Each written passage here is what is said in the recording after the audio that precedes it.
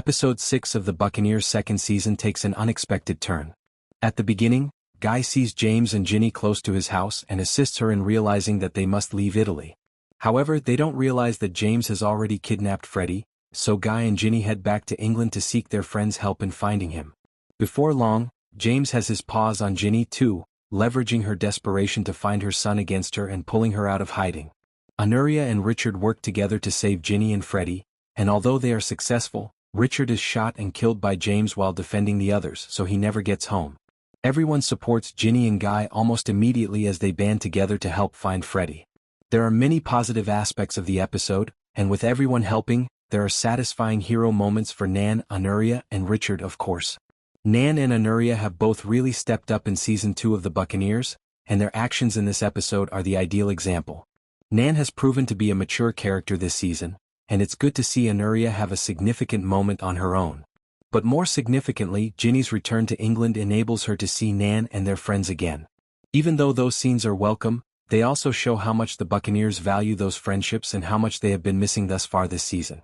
In a similar vein, seeing Guy and Theo together again is refreshing, but it also highlights how crucial that dynamic is to the show's identity. A great example of how this episode grounds the season is the reunion between Guy and Theo, where what could have been an awkward moment becomes an opportunity for gratitude instead. It puts the romantic drama in perspective and serves as a reminder to us as viewers that the characters care deeply about each other, despite the fact that their actions may suggest otherwise. When the chips fall, they will pull together and take care of each other, and it's nice to be reminded of that. In a far less pleasant way, the show is also grounded through James' treatment of Ginny and the way he so easily manipulates the public against her.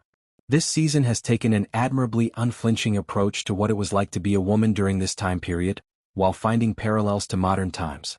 It's deeply upsetting to watch Ginny's righteous anger turned against her by James, partly because it's so familiar to any woman who fears being labeled too emotional only for expressing feelings.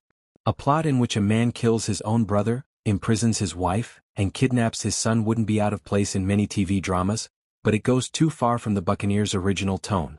At its core, the first season was a light-hearted tale of female friendship and love, even if it featured darker moments, almost always thanks to James.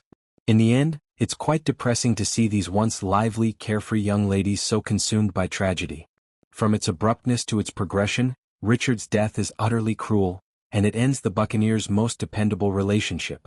The show greatly benefited from having at least one stable couple for the girls to aspire to, and Conchita and Richard were a welcome balm to some of the heavier moments in a season already lacking in humor. It's difficult to imagine the show feeling the same way in the future without that. Thank you for watching. Please subscribe.